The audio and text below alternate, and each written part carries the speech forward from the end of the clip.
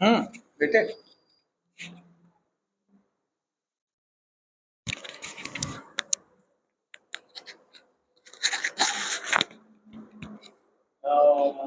سلوات۔ انسان کو سکون سے رہنا سکھا دیا، انسان کو سکون سے رہنا سکھا دیا، ہنس ہنس کے ظلم و جور بھی سہنا سکھا دیا، ہنس ہنس کے ظلم و جور بھی سہنا سکھا دیا، شبیر تیری پیاس نے اس محشر کی شام تک آنکھوں کی ہر فریاد کو رہنا سکھا دیا۔ سلوات۔ وہ دن نہ ملے گا، وہ مقدر نہ ملے گا، کعبے کی قسم پہ کوئی حیدر نہ ملے گا، ہو سکتے ہیں بت توڑنے والے کو چور بھی، قدموں کو پکڑ دوش پیمبر نہ ملے گا۔ سلوات۔ نہیں یاد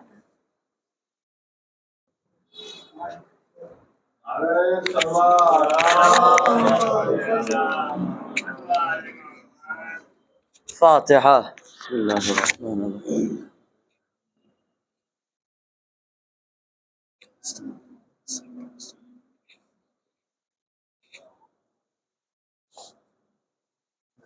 اعوذ باللہ من الشیطان الرجیم، بسم اللہ الرحمن الرحیم۔ الحمد للہ رب العالمین، بارئ الخلائق اجمعین، باعث الانبیاء والمرسلین، ثم الصلاة والسلام علی خاتم النبیین سیدنا و سید الکونین ابی القاسم المصطفى محمد وعلى اہل بیتہ الطیبین الطاہرین المعصومین الہداة المیامین، واللعنة على اعدائهم وقتلتهم وغاصبی حقوقهم اجمعین۔ اما بعد فقد قال اللہ تبارک وتعالی فی القرآن الکریم، بسم اللہ الرحمن الرحیم، یا ایہا الذین آمنوا اتقوا اللہ وکونوا مع الصادقین۔ ایک صلوات پر محمد امام حسین علیہ السلام کی خصوصیات صادقین کے عنوان سے آپ حضرات کی خدمت میں عرض کر رہے تھے۔ کیونکہ وقت مختصر ہوتا ہے لہذا تمہید نہیں باندھتے ہیں، اور جو اہم چیز ہوتی ہے اس کو خلاصے کے طور پہ آپ کی خدمت میں پیش کر دیتے ہیں۔ آج جو اہم چیز پیش کرنے جا رہے ہیں وہ کیا ہے؟ وہ یہ ہے کہ آپ نے سنا ہوگا، اور اگر اہل مطالعہ ہیں تو پڑھا بھی ہوگا، کہ شہزادی زینب سلام اللہ علیہا نے جو جملہ ارشاد فرمایا تھا وَمَا رَأَيْتُ إِلَّا جَمِيلًا، یہ کب بیان کیا تھا؟ یہ کب کہا تھا کہ میں نے کچھ نہیں دیکھا سوائے خوبصورتی کے، سوائے اچھائی کے کچھ دیکھا ہی نہیں میں نے؟ یہ جملہ کب بیان کیا تھا؟ یہ جملہ تب بیان کیا تھا کہ جب ان سے یہ کہا گیا تھا کیف رأیتی صنع اللہ و اہل بیتک، کیسا لگا کہ جو اللہ نے آپ کے اور اہل بیت کے ساتھ کیا ہے؟ کس نے کیا؟ کس نے کیا؟ اللہ نے کیا۔ تو شہزادی زینب نے اس کا کیا جواب دیا تھا کہ ما رأیت الا جمیلا، صنع خدا، پروردگار عالم نے جو ہمارے ساتھ کیا اس میں سوائے نیکی اور خوبصورتی اور اچھائی کے کچھ نہیں دیکھا میں نے۔ وہ کیا کہنا چاہ رہا تھا، لیکن انہوں نے ایک جملے سے اس کی کاٹ کر دی۔ آئیے اس کے جملے کی طرف چلتے ہیں۔ شہزادی کا جو جملہ ہے انشاءاللہ اگر فرصت ملی تو 2 دن بعد آپ کی خدمت میں عرض کریں گے۔ ابھی اس کے جملے کی طرف چلتے ہیں کہ کیف رأیتی صنع اللہ، یہ جو اللہ نے کیا، یہ لوگ کیا کرنا چاہ رہے تھے؟ جب انہوں نے دیکھا کہ ہم سوچ رہے تھے کہ بیعت لے لیں گے، بھائی دیکھیے بہت آسانی سے جیت جو ہے وہ طے ہوئی ہے۔ لوگ سوچتے ہیں کہ بھائی جیت کیسے ہوگی؟ جیت بہت آسانی سے طے ہوئی ہے۔ کیا ہوا؟ یزید کیا کہہ رہا تھا کہ ہم بیعت لیں گے، امام حسین کیا کہہ رہے تھے؟ ہم بیعت نہیں دیں گے، بیعت نہیں کریں گے۔ وہ کہہ رہا تھا کہ کرنا پڑے گی، امام حسین کہہ رہے تھے نہیں کریں گے۔ آخر میں دیکھیے نتیجہ کیا ہوا، کی یا نہیں کی؟ جس کا طرف کامیاب ہوا وہ کامیاب ہے۔ اگر بیعت کر لی تو یزید کامیاب ہے، اور اگر بیعت نہیں کی تو امام حسین کامیاب ہے۔ لہذا دیکھا کہ بیعت نہیں ہوئی اور یزید پوری طرح سے جو اس کا منصوبہ تھا، جو اس کا حربہ تھا وہ ختم ہو گیا۔ لہٰذا انہوں نے کیا چاہا؟ انہوں نے یہ چاہا کہ اب بھائی آپ نے سنا ہے نا کہ کس طرح سے شام کے دربار میں رونا پیٹنا مچ گیا تھا، کس طرح سے لوگ جو ہے اہل بیت کی طرف گرویدہ ہو رہے تھے اور یزید کو برا کہہ رہے تھے. تو انہوں نے چاہا کہ یہ سب کچھ کیا کر دیں، یہ سب کچھ اللہ کی گردن پہ ڈال دیں، یہ سب اللہ کے عہدے پہ رکھ دیں. لہٰذا اس نے کیا کہا کہ اللہ نے جو کیا اس کو کیسا پایا؟ شہزادی نے جواب دیا ما رأیت الا جمیلا، اللہ نے جو کیا، تم لوگوں کے ساتھ جو کیا وہ اللہ نے کیا. اسی چیز کو بھائی دیکھیے، اگر یزید کی بات آئے گی، یزید کو برا کہا جائے گا تو بات اوپر تک جائے گی، یہ بات یزید پہ نہیں رک جائے گی. ایک بہت اہم روایت ہے، وہ روایت کیا ہے؟ وہ ایک تاریخ کا جملہ ہے کہ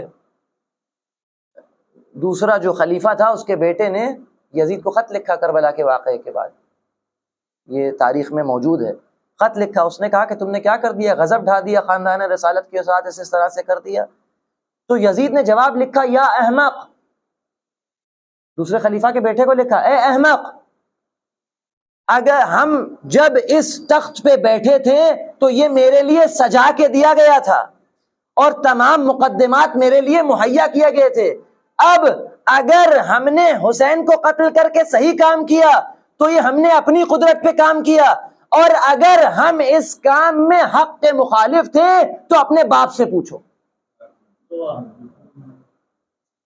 ہم مجھ سے کچھ مت کہو، میں تو تیار چیز پہ آ کے بیٹھا تھا.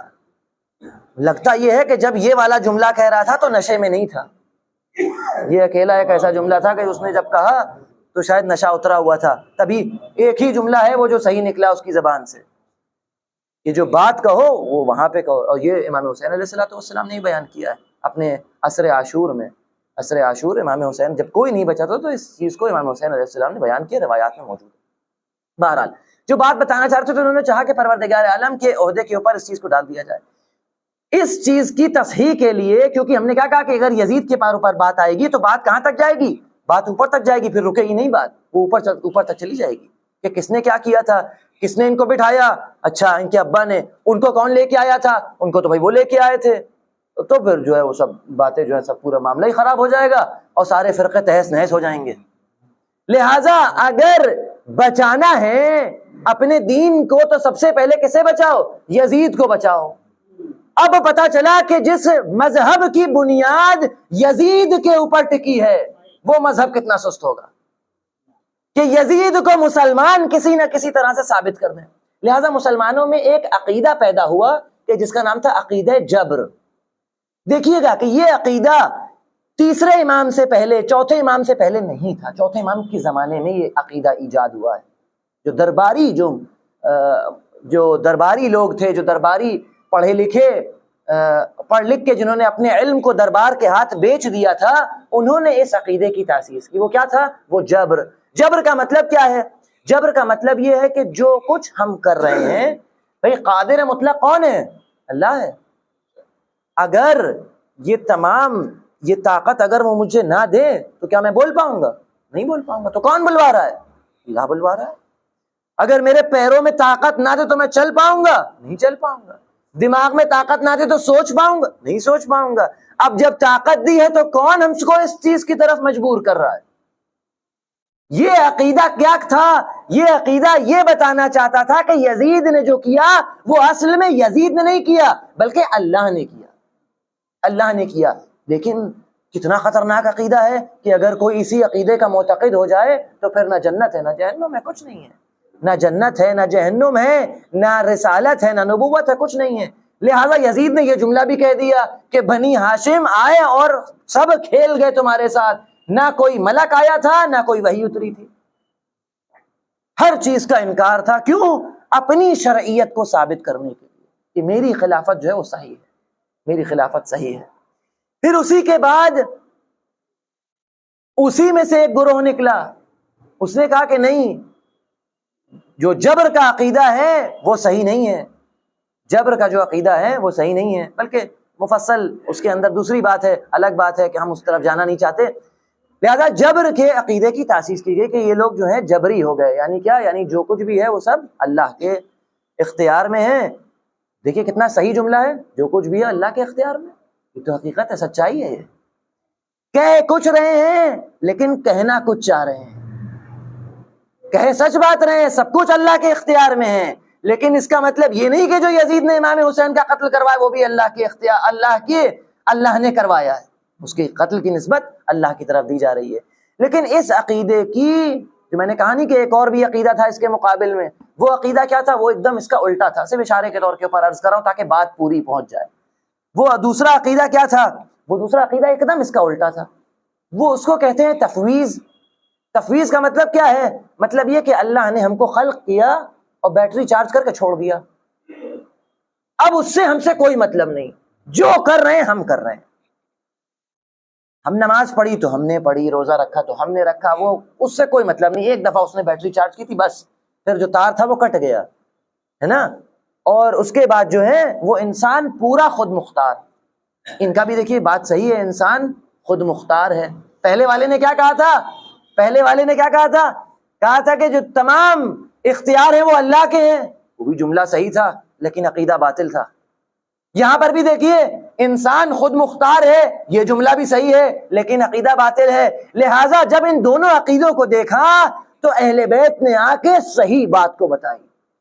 دو چیزیں بتائی گئی ہیں نا، ایک جبر ہے کہ تمام چیزیں وہ اللہ کی طرف نسبت دی جا رہی ہیں، دوسری طرف تفویض ہے کہ ساری چیزیں انسان کی طرف نسبت دی جا رہی ہیں۔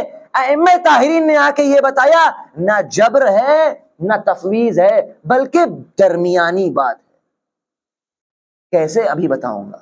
درمیانی بات ہے یعنی تمام اختیارات اللہ کے بھی ہیں اور انسان خود مختار بھی ہے۔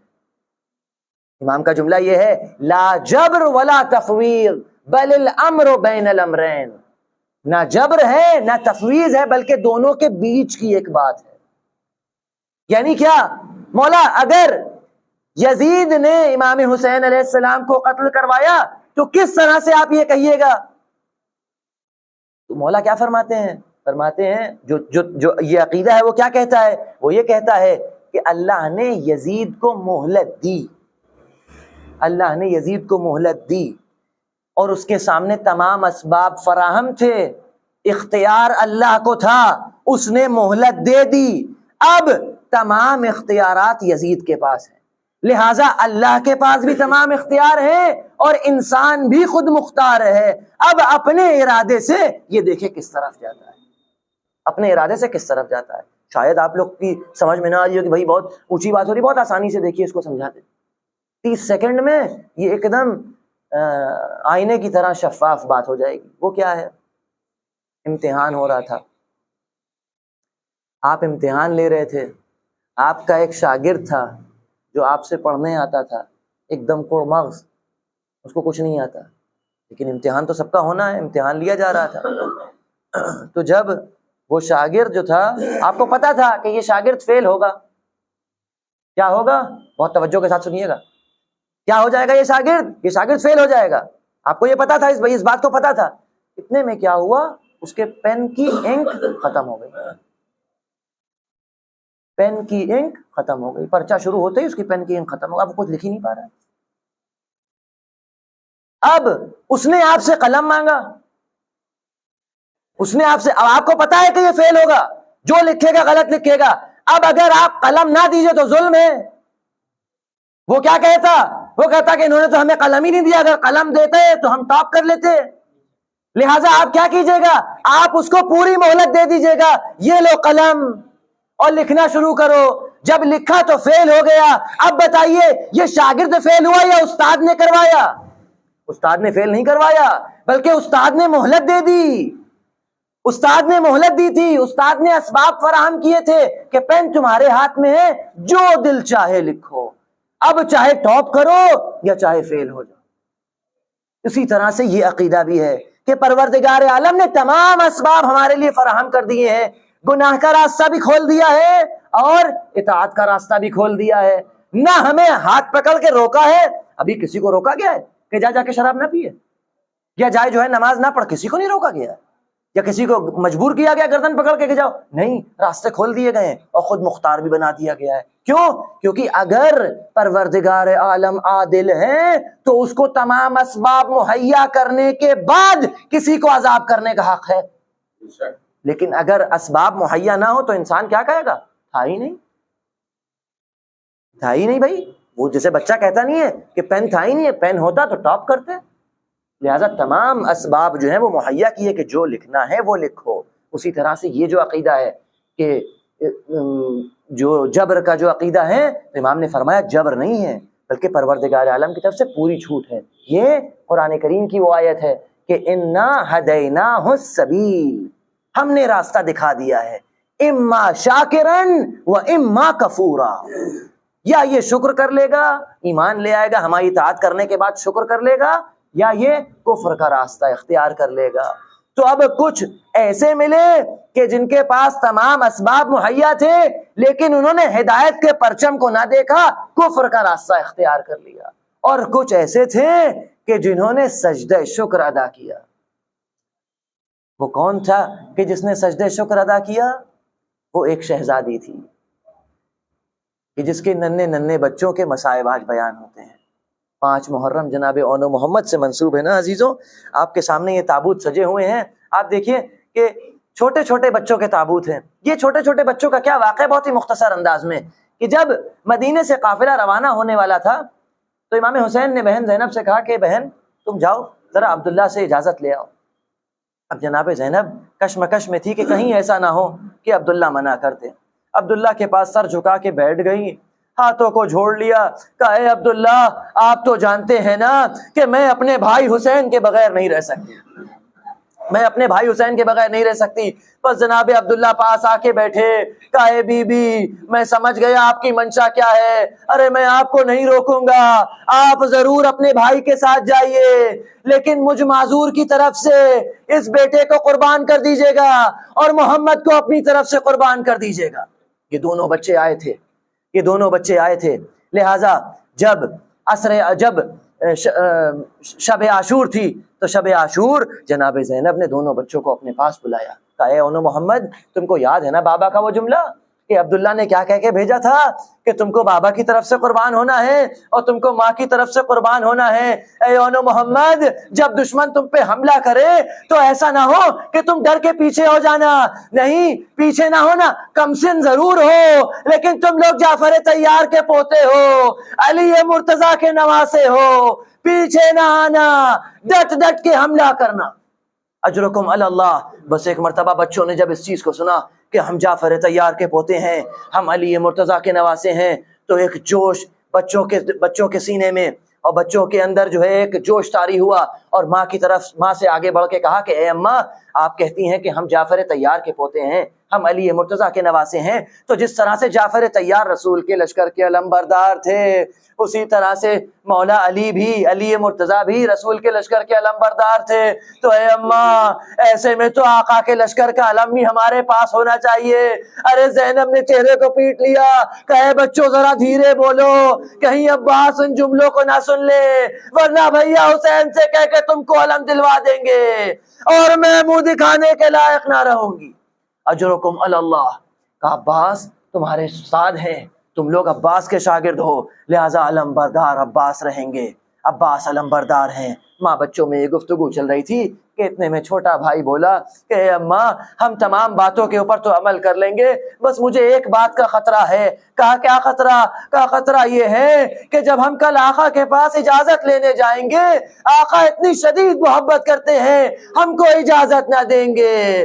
بس عزیزوں جناب زینب نے کیا دیکھا کہ صبح عاشور نمودار ہوئی، رقیہ جناب مسلم کے 2 بچے جناب مسلم کے ساتھ گئے تھے اور 2 بچے کربلا میں تھے، جناب مسلم کے 2 بچے کربلا میں شہید ہوئے ہیں، اور 2 بچے کہ جن کے مصائب کل بیان ہوئے تھے، وہ 2 بچے محمد اور ابراہیم، ان کے علاوہ 2 اور تھے جو کربلا میں شہید ہوئے۔ جب وہ دونوں بچے شہید ہو کے آ گئے تو ایک مرتبہ بہن زینب بھائی کے پاس پہنچی، کہا اے بھیا جب تک اس قربانی کو قبول نہ کر لو گے میں مسلم کی بیوہ کو پرسہ نہ دوں گی۔ بس ایک مرتبہ امام حسین نے دونوں بچوں کو اجازت دی. شہزادی زینب نے جیسے ہی فرات کی طرف بڑھتے دیکھا کہا اے اولو محمد اگر فرات سے نزدیک ہو جانا تو دیکھو پانی نہ پی لینا, یہاں خیمے میں حسین کے بچے پیاسے ہیں. اجرکم علی اللہ. کس طرح سے وار کیا, کس طرح سے وار کیا, کیا جوش و شجاعت تھی کہ دونوں ننھے ننھے بچے کس طرح سے ہزاروں کے لشکر کو پیچھے کرے دیتے تھے. بس ایک مرتبہ کیا دیکھا کہ مولا عباس نے آواز دی کہ اے پسر سعد تو کہاں فوجوں میں چھپا ہوا ہے, ذرا باہر آ, ان بچوں سے ذرا زخم تو کھا لے. پسر سعد آگے نہ آیا لیکن اس نے ایک فوج کو بھیج دیا. وہ ایسی فوج تھی کہ جنہوں نے چاروں طرف سے بچوں کو گھیر لیا اور کہتی یہ تھی کہ تمہیں ماں کا جملہ نہیں یاد ہے, ماں نے تم کو شہید ہونے کے لیے بھیجا ہے. بس دونوں بچے اس فکر میں چلے گئے کہ ماں نے تو کہا تھا شہید ہونا ہے. عزادارو غضب ہو گیا, فوجیں ٹوٹ پڑی, دونوں بھائیوں کی صدا بلند ہوئی اے آقا مدد کو پہنچیے. ایک طرف سے حسین دوڑے, ادھر سے عباس چلے, ننھے ننھے لاشوں کو ہاتھ پہ لیا, خیمے میں نہ جا سکے, بہن سے شرمندہ تھے, لاشوں کو خیمے میں سجایا. شہزادی تشریف لائی, دونوں لاشوں کے بیچ میں جگہ بنائی, سجدے شکر عطا کیا, پروردگارا قربانی قبول فرما. الا ولعنۃ اللہ علی القوم الظالمین وسيعلم الذين ظلموا أي منقلب ينقلبون. Ya Hussein, Ya Hussein, Ya Hussein, Ya Hussein, Ya Hussein, Ya Hussein, Ya Hussein, Ya Hussein, Ya Hussein, Ya Hussein, Ya Hussein, Ya Hussein, Ya Hussein, Ya Hussein, Ya Hussein, Ya Hussein, Ya Hussein, Ya Hussein, Ya Hussein, Ya Hussein. السلام علیک ابا عبداللہ, السلام علیک ابن رسول اللہ, السلام علیک وعلى جدك وأبيك, السلام عليك وعلى أمك وأخيك, السلام عليك وعلى الأئمة من ذريتك وبنيك, السلام على الحسين وعلى أولاد الحسين, السلام على الحسين وعلى علي بن الحسين وعلى أولاد الحسين وعلى أصحاب الحسين ورحمة الله وبركاته. السلام عليك يا غريب الغرباء, السلام عليك يا معين الضعفاء والفقراء, السلام عليك يا شمس الشموس أنيس النفوس أيها المدفون بأرض توس, السلام عليك يا سلطان العرب والعجم أبا الحسن علي بن موسى الرضا ورحمة الله وبركاته. الصلاة والسلام عليك يا مولانا يا صاحب العصر والزمان, السلام عليك يا شريك القرآن, السلام عليك يا مظهر الإيمان, السلام عليك يا إمام الإنس والجان, عجل الله فرجك وسهل الله مخرجك وظهورك وجعلنا من أعوانك وأنصارك ورحمة الله وبركاته.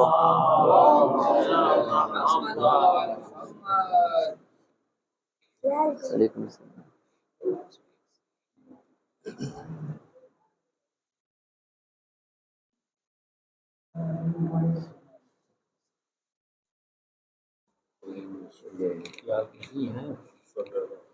ہم انشاءاللہ 12 محرم کو چلے جائیں گے. ہاں 12 کو.